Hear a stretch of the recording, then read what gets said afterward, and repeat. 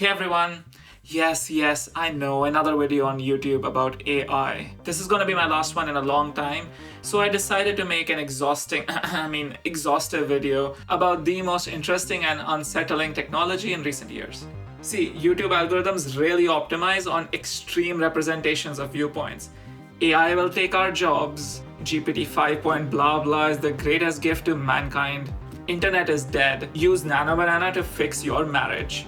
But the reality we live in is much more complex, messy, and grey. So this video is as balanced as I can make it. So I'll be covering a lot of ground ranking, different aspects of AI from bad to good, and talk about how certain or uncertain we are about them. Here are a few house rules though. Opinions I express are mine, and they come from an extensive use of AI across many models, modalities, interfaces, and in many capacities. Generally, I'll be talking about Gen AI and LLMs, and could mean any of these apps whose logos definitely don't look like sphincters. And with that, let's begin Yarncat's grand finale AI. This is why I'm leaving.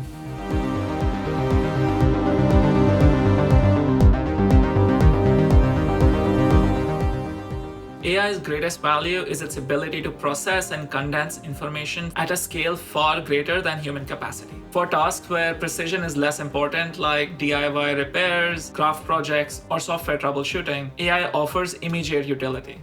It replaces the time-consuming process of cross-referencing multiple websites with a single actionable summary. This is obviously less nuanced, but offers a cheaper alternative to hours of research. While it's great that fewer Chrome tabs aren't killing your RAM anymore, they are killing the web.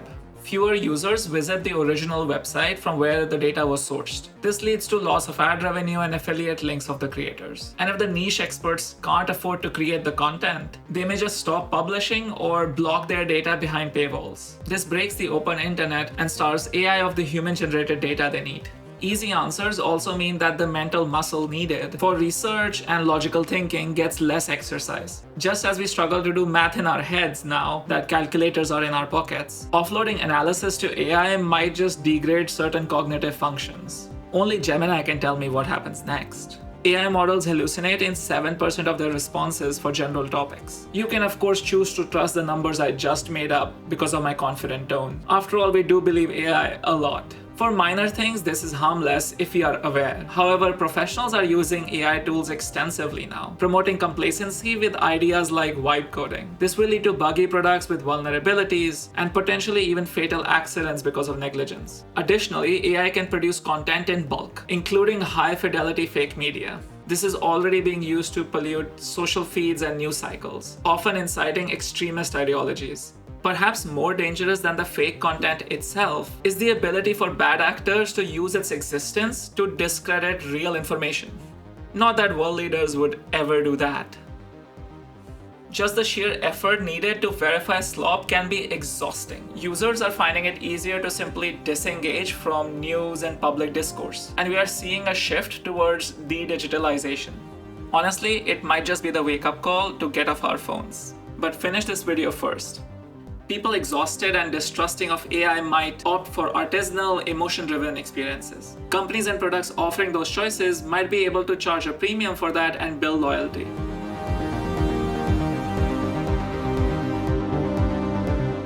A lot of anxiety surrounding AI and unemployment stems from its impact on the structure of the career ladder and the loss of entry-level roles. AI effectively handles boilerplate tasks, such as basic coding, formatting documents, and summarizing meetings. It also has the potential to support creative roles by augmenting thinking and exploring ideas you might not otherwise think of. Like how much better the world would be with a pirate riding a T-Rex as your company's brand identity.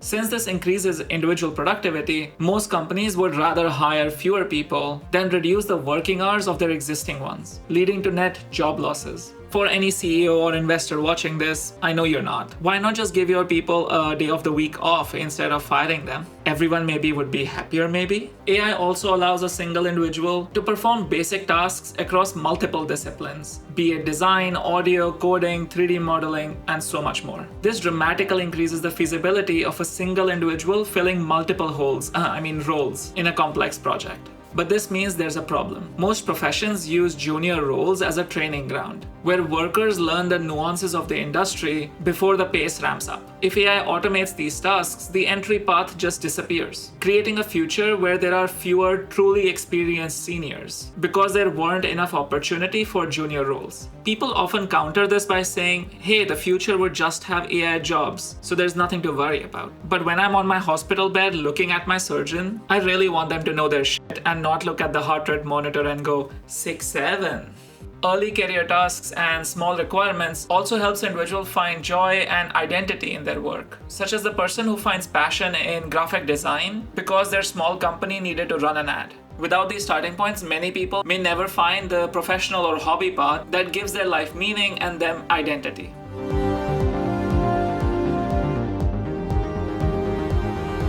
The AI boom is marked by a massive movement of capital that has the potential to change the broader technology market. Massive investments in AI infrastructure also benefits other technologies, like medicines, robots, and self-driving cars. We can laugh about these failures today, but these advancements often cascade into breakthroughs regardless of their immediate success. For instance, AI is already identifying new chemical compounds and materials, shortening the R&D cycle. This has the potential to lower the costs of manufacturing and drug development significantly. And knowing what we do about pharma and material companies today, the benefits will obviously be widely available to the masses and never be used for exorbitant pricing through controlled patents. Currently, there's a massive gap between the billions spent on hardware and the actual revenue by AI software. If companies cannot monetize AI at a level justified by these hardware costs, we face a market bubble and a potential economic meltdown. I'm not the only one smelling the whiffs of the 2008 recession, right? Right? Markets are not the only way to lose your money though. AI has lowered the cost of attacks for criminals. High-fidelity scams using deepfake audio and personalized phishing makes fraud nearly indistinguishable from legitimate requests. I can't wait to receive a call from our very own Nigerian prince asking for money in Morgan Freeman's commanding voice. If AI-driven productivity causes a significant drop in human employment, as dramatically as some CEOs claim, a massive economic re-establishment will be required. We may be headed towards a crisis where, despite increased AI-created value, the GDP drops because the population just doesn't have the purchasing power needed to sustain the market. And countries that act early and preserve their jobs will be better positioned to avoid this scenario.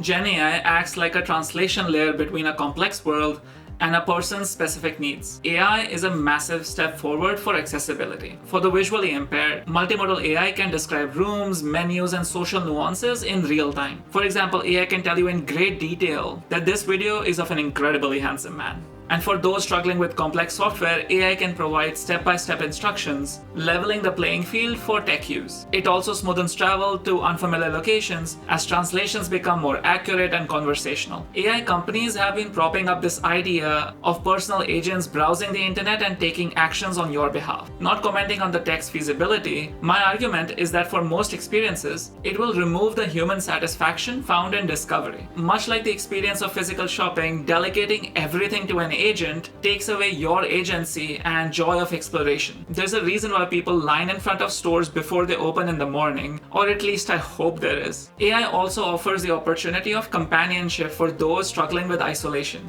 However, the long-term psychological effects of talking to an autocomplete engine instead of a real human being remains unclear. Ooh, actually I know exactly who I can ask. Oh, Claude, honey.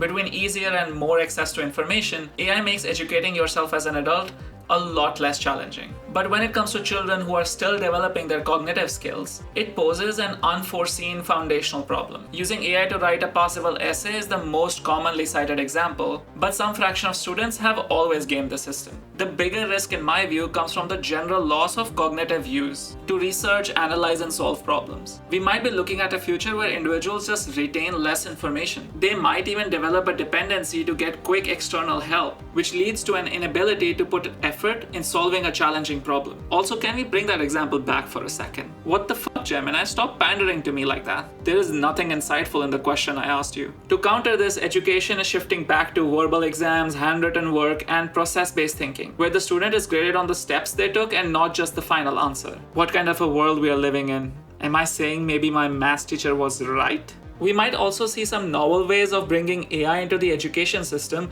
without compromising it with its downsides.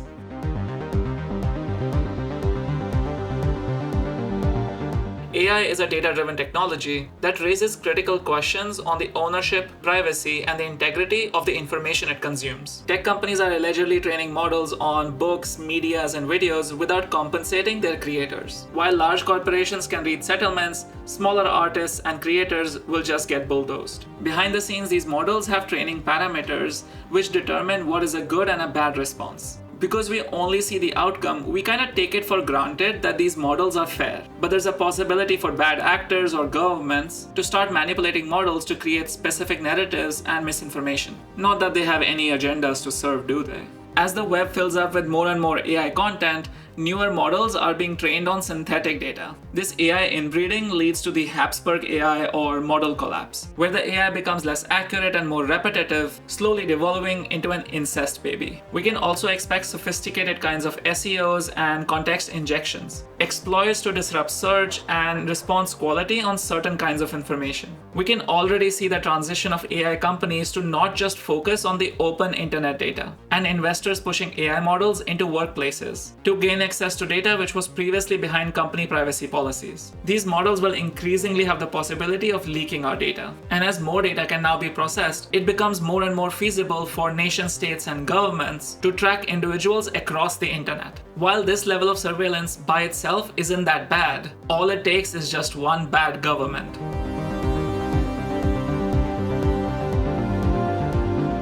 There are many more aspects of AI besides these which directly affect our existence. Several buttloads of electricity are spent in training and running AI models, while cooling demands a massive amount of water. In many regions, this puts data centers in direct competition with local residents for these basic resources. And guess who will win that battle? But this also means we have had massive investments in energy and compute infrastructure, especially sustainable sources. If the AI bubble were to burst or fizzle out, it could aid with global electrification through an energy surplus and lower prices. Although with the accompanying recession, the prices may not seem that low after all. Artificial general intelligence is the pipe dream sold by so many AI companies today. I know that generative AI is not even the same thing, but it has pulled a lot of investment towards AGI as well. While it's unlikely that the current technology will reach there, what happens after AGI largely depends on who builds it, who controls it, and how accessible it is. Were it to become reality, AGI can be used to solve our hardest problems, and neither history nor any dystopian movie ever has suggested that we would use this power to destroy ourselves through wars.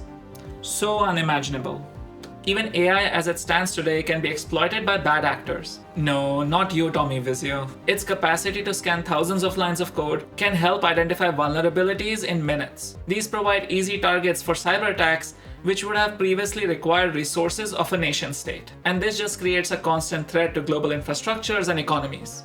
Nothing is stopping this, whether the AI bubble pops, fizzles out, or returns on its investments. The technology advancements, the value adds, and the social damage are all here to stay. As individuals, we can focus on getting ourselves educated on the trade-offs of AI, using it where it shines, and also with the appropriate grains of salt. Push back and hold companies and governments accountable, abusing AI at the risk of its customers, employees, citizens, and environment, all for short-term gains. Now let's see what 2026 brings. With that, I really hope you like this video and have a great day. You will not be seeing me for a while, but know that I have really loved making these videos and connecting with you. With that, bye and Happy New Year.